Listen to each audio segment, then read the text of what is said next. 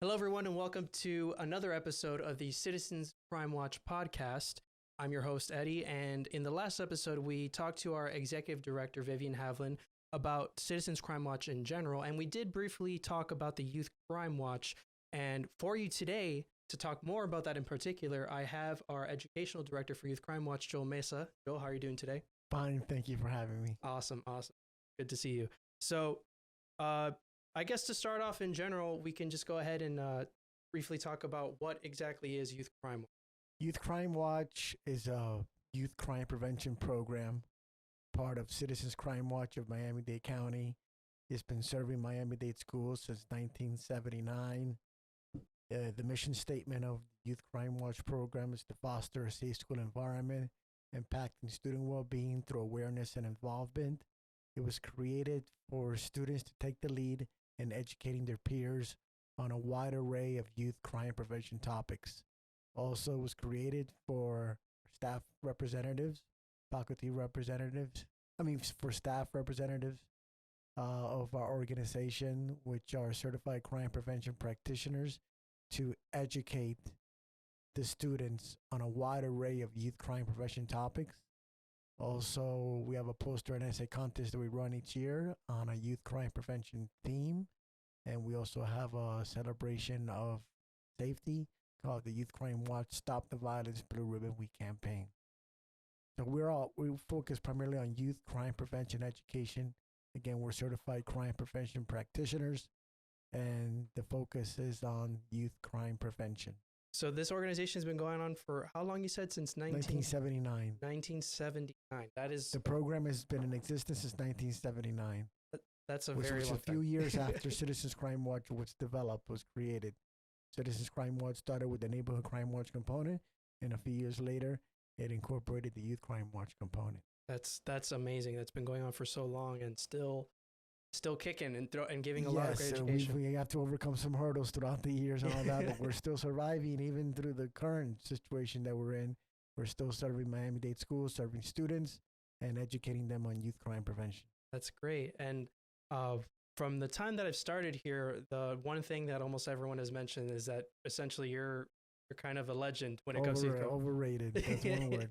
Yeah, because you've been for how many years have you been working for Youth Crime Watch, and can you just briefly tell us about your journey? Yes, since 1998, my background is in mass communication education, and I started as a coordinator for the South schools. Then a few years later, I got promoted to education director, which primarily holds the responsibility of administering the Youth Crime Watch program, but I'm still a coordinator. I serve the Central schools. We also have a South coordinator that serves the South schools and a North coordinator that serves the North schools.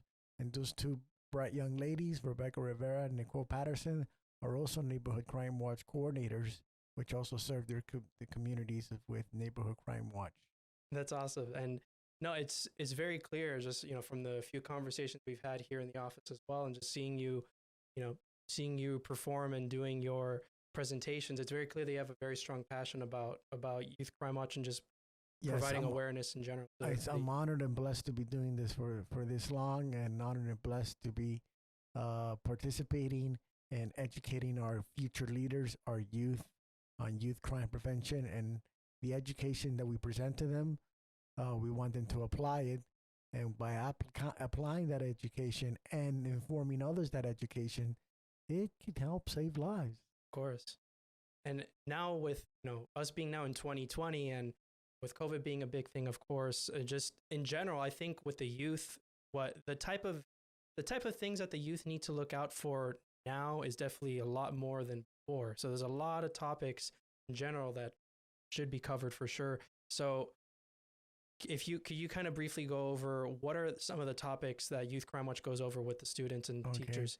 Well, historically, we've done the presentations in the schools, live presentations.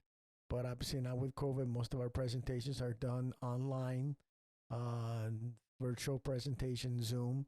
So we covered a wide array of youth crime prevention topics, including school violence prevention, reporting crimes, personal safety, stranger danger, drug prevention, gun safety awareness, bullying and cyberbullying prevention, which is a topic that we received the most requests from the schools to present on.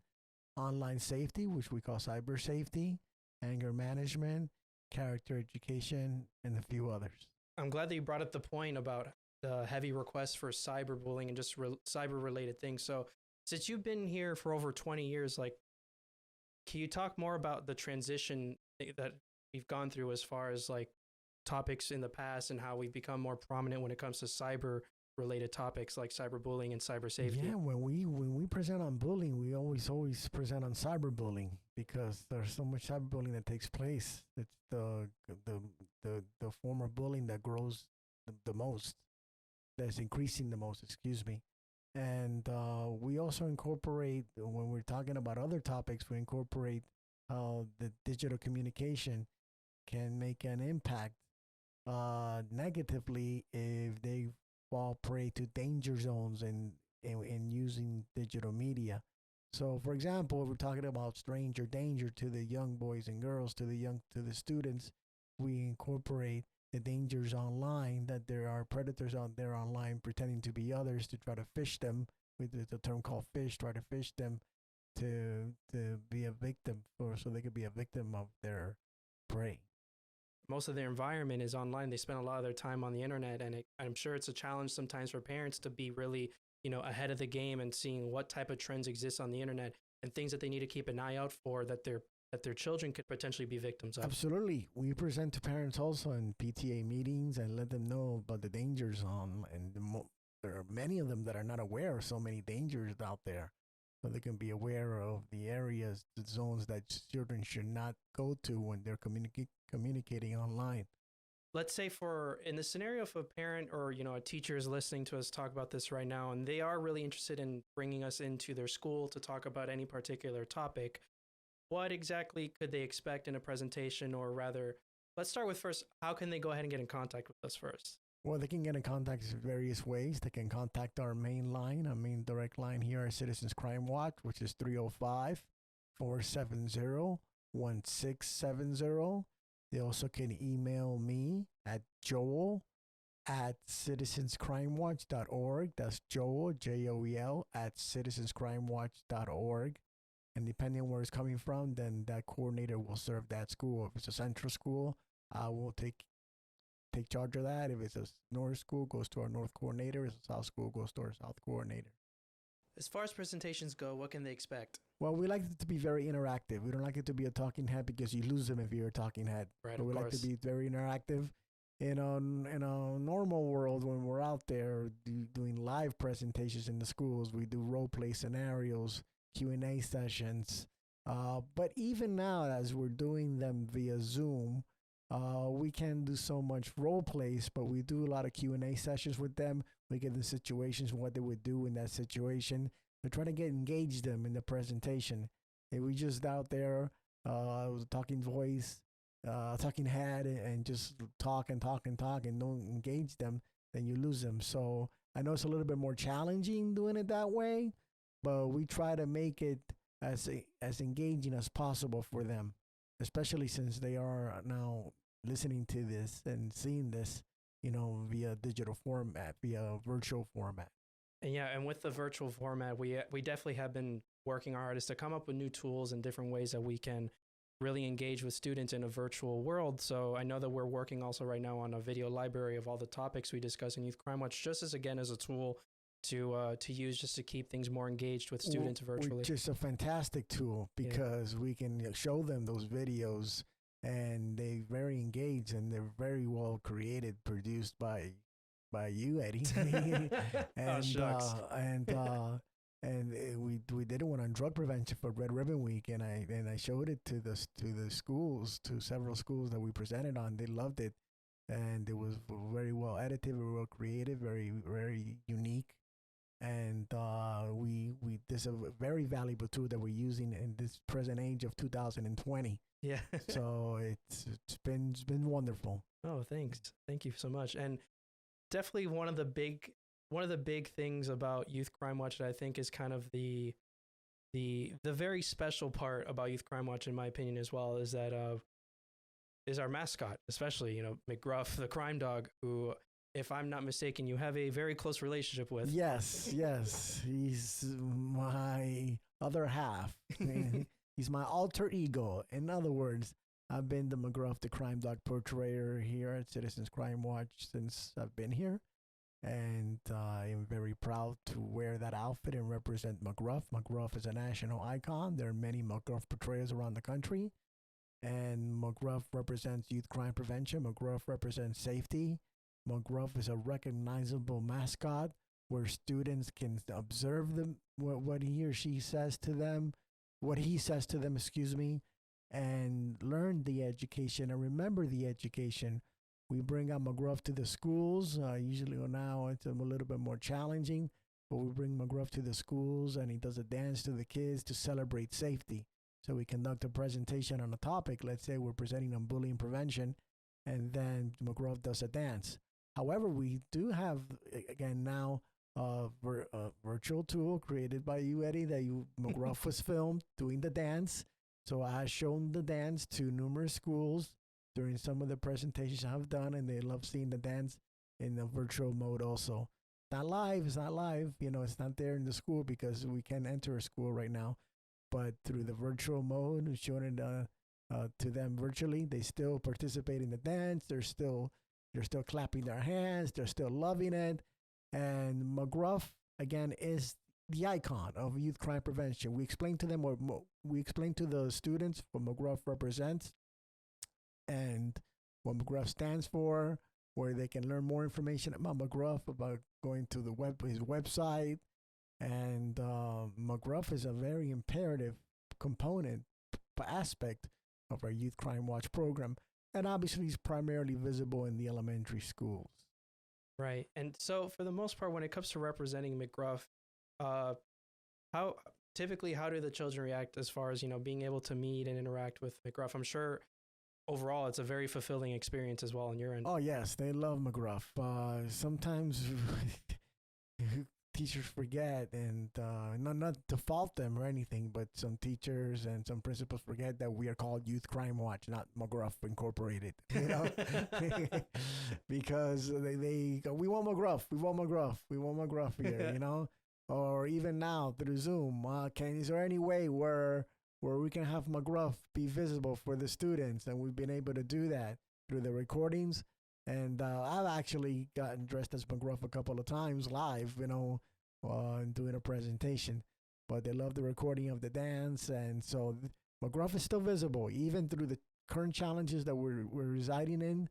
McGruff is still visible for them. So they love McGruff. They love McGruff to be part of the presentation, especially in the elementary schools. And with our Youth Crime Watch clubs, because we have like a quadrant of services. We have the clubs. Right. Not all schools have clubs, but we have clubs. If a school wants to implement a club, they select a faculty representative to be the Youth Crime Watch advisor, which could be a teacher, could be a counselor, a school resource officer, an administrator, security monitor. We train them how to set up the club. They recruit students. And then throughout the year, they have club meetings where they plan events, activities, and campaigns to educate other students on youth crime prevention. And now they're doing this still through virtual mode. They're meeting virtually, and they're planning events, campaigns, and activities to educate their peers on youth crime prevention. And then we have the presentations, and then we have our poster and essay contest, as I mentioned before, which is available to all schools, which provides a forum where students can present their action plans on a youth crime prevention topic, and we select winners, or we recognize the winners. And then we have our Stop the Violence Blue Ribbon Week campaign, which is available to all schools, not just the Youth Crime Watch Club schools. Same as the poster and essay contest, available to all schools, not just the Youth Crime Watch schools. And through our Stop the Violence Blue Ribbon Week campaign, it's a celebration of living a violence-free life. And they conduct various activities to educate their peers on violence prevention and stopping the violence. And they decorate their school with blue ribbons, present safety tips over their morning announcements, create posters, and post them up throughout various locations in the school campus. Right. And even this year, when we usually have this around the end of April, beginning of May, they can still do it digitally and present the information via digital modes of communication. And I'm glad you brought up the poster and essay contest, because I know that's something that we have coming up as well. Do you mind going more in depth about the poster and essay contest, exactly how that works? Yeah, each year we select a topic and we incorporate a theme. Like last year we did it on stranger danger. Right. And the theme was stranger danger things to beware. We took a little ploy with the television program, but it had nothing to do with the television program, you know. And it is students are able we provide the information to all the schools. Students are able to provide their action plans on that topic, and we give them a criteria, a set of questions for them to answer on that topic. And then they visualize this through a poster and create a poster or write an essay on it. And then we have a committee that selects winners. We select first, second, third place winners for elementary level 1, kindergarten through 2nd, elementary level 2, 3rd through 5th, middle school level 6th through 8th, and high school 9th through 12th. And we provide them awards. And every submission that we receive from a school, even though they might not have not been selected as a winner, they still receive a certificate of appreciation from our office. So there's a lot of winners. So there's definitely a lot of opportunities for kids to win. For recognition, yeah. Absolutely. And not only that, but their action plans, their ideas, their suggestions are invaluable. They're invaluable, and we even share them with school police. Speaking of school police, we are very close partner. We have a very close partnership with the Miami-Dade Schools Police Department and Chief Edwin Lopez, which fully supports our program. So we really appreciate everything that they do for Youth Crime Watch of Miami-Dade County.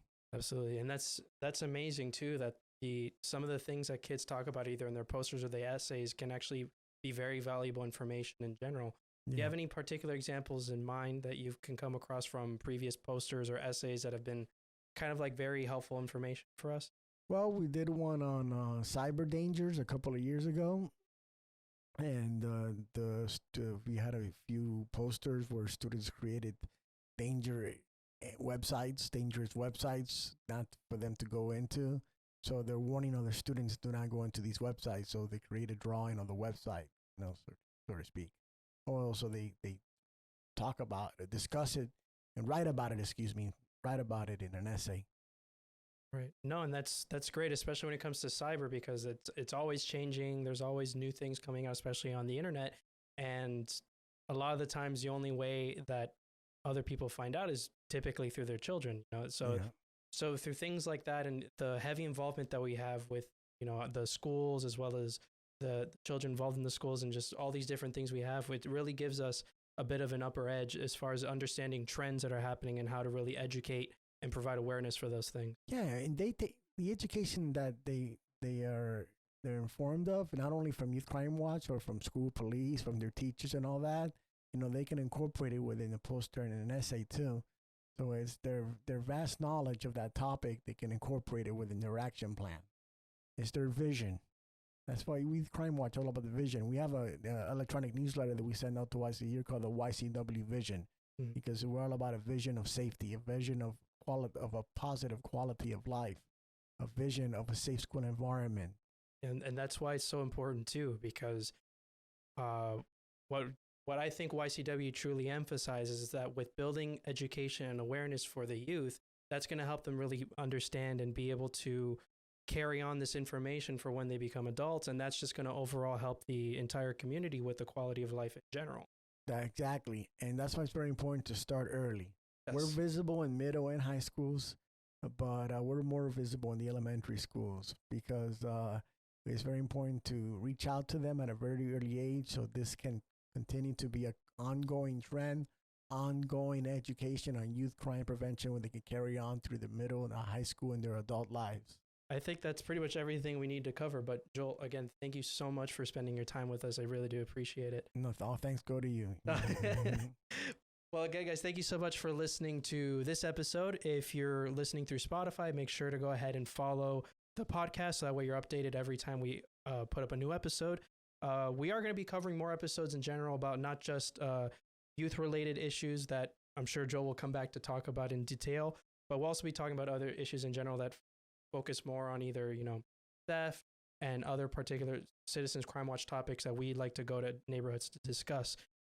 In addition, if you're listening or watching on YouTube, because this is also on video, you can go ahead and like, comment, and subscribe. That definitely lets us know that we're doing a good job and that you want to see more.